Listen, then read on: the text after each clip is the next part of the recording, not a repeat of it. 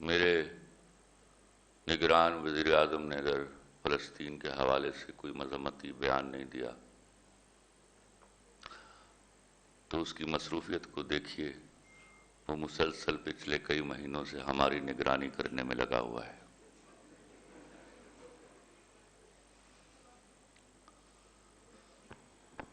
آپ نے بڑی خوبصورت بات کرتے کرتے چابک دستی سے ایک لفظ بدلا اور میں تالی بجاتے بجاتے رہ گیا۔ آپ نے کہا اگر ہم عربوں کی حکومتیں نہیں بدل سکتے تو اپنی حکومت کو سمجھائیں۔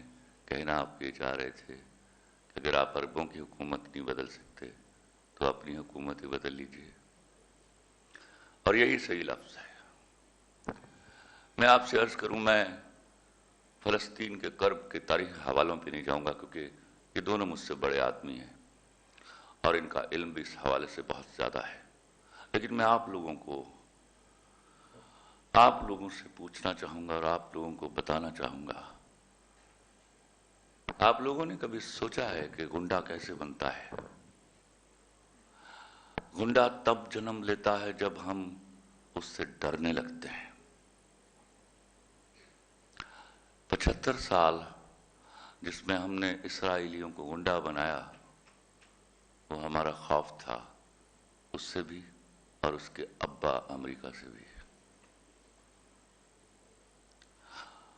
ہمارے خوف نے ہمارے اندر کی وہ رمق پیدا کی ہے جو بجھنے کا نام نہیں لے رہی۔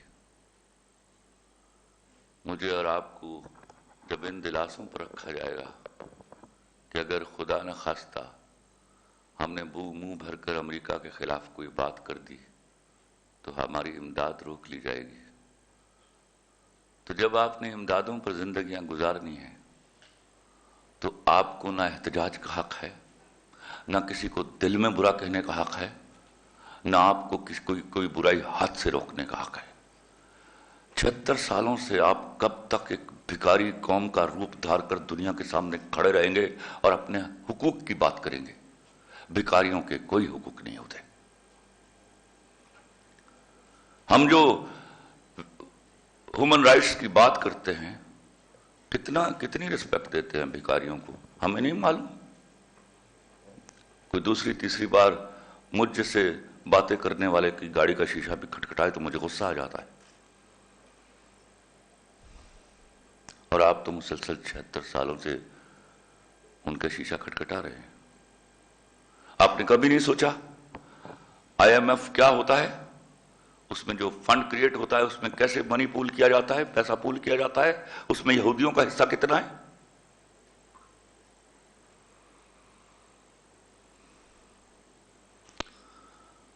یاد رکھیے گا، ایک بہت بڑی ٹرک کی بتی آپ کو دکھائی جاتی ہے، 5th جنریشن وار اور ہائیبرڈ وار۔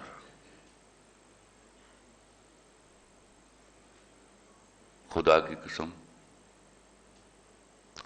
گولی کا دیا ہوا زخم گالی سے نہیں بھرتا، واپس گولی مارنی پڑتی ہے،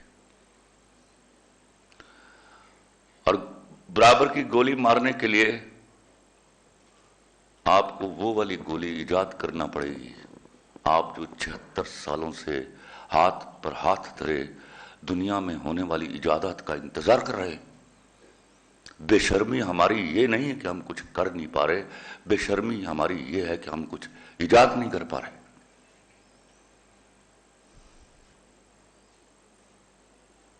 ایک بڑی ایجاد آپ کو طاقت کے اس پیڈسٹل پر کھڑا کر دیتی ہے جہاں لوگ آپ کے سامنے احتجاج کریں گے، آپ لوگوں کے سامنے احتجاج نہیں کریں گے، لیکن کیونکہ آپ نے پھکی سے انگریزی سیکھنی ہے، پھکی سے انگریزی پڑھنی ہے، اور آپ آج مجھے بتائیے سب کے سب بیٹھ کے اور کھڑے ہو کے یہاں کہ کتنی کتابیں ہیں جو آپ اپنے مصنفین کی پڑھتے ہیں یہاں؟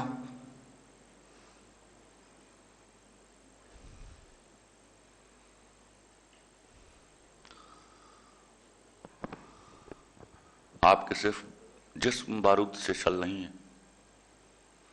آپ کے ذہن بھی بارود سے شل ہے۔ وہ ایک زبانی بارود ہے، جو آپ کے دماغوں میں گھسا اور آپ کے رگو پے میں سرایت کر گیا.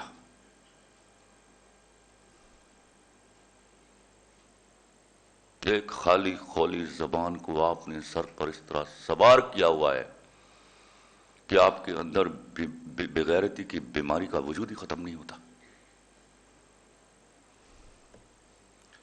کون سا آواز ہے، کون سے ماں باپ ہے جنہوں نے بچہ پیدا ہوا ہو اور جب وہ اسکول بھیجا ہو تو یہ چاہا ہو کہ وہ سائنسدان بنے گا؟ تو اگر آپ نے ایجادات کے لیے دوسروں کا منہ دیکھنا ہے تو آپ یہاں بیٹھ کر صرف سکھ کی گالیاں دے سکتے ہیں، اور اس قسم کی جنگ کا نام جس میں لاشیں گرائے جاتے ہیں، آپ ان کو کبھی ہائیبرڈ وار کہیں گے اور کبھی 5th جنریشن وار کہیں گے.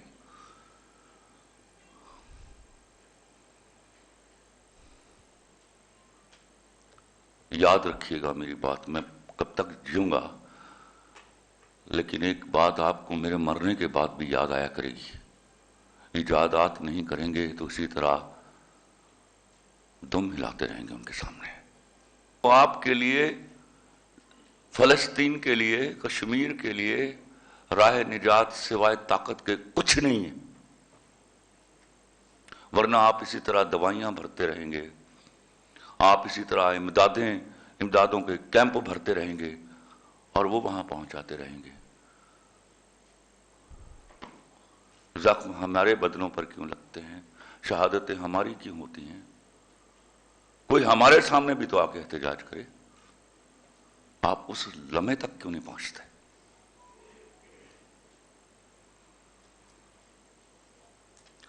پوری زندگی میں ایک واعظ میں کسی مولوی کو یہ کہتے ہوئے نہیں سنا کہ تم لوگ ایجادات کرو. میں بار بار اس بات پر زور دیتا ہوں. آج وہاں بیٹھے ہوئے بڑے بڑے، روز تم لوگ گھنٹوں اپنے سیل فونوں کی کارکردگیوں کے بارے میں بات کرتے ہو. آپ سے ٹیکنالوجی چھین لے تو آپ دھرے کے دھرے رہ جاتے ہیں جیسے کہیں 4-5 ہزار سال پہلے کی دنیا میں ہو. یہ اوقات ہے ہماری، بھکاریوں کی یہی اوقات ہوا کرتی ہے.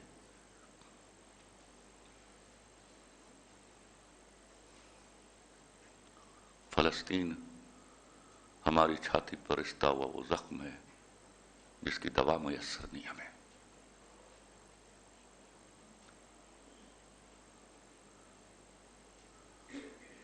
اور میں تو اس بات سے ڈرتا ہوں کہ آپ ان سے لڑنے کے لیے بھی انہیں سے اسلحہ خریدتے ہیں، پھر آپ جیتنے کا خواب بھی دیکھتے ہیں.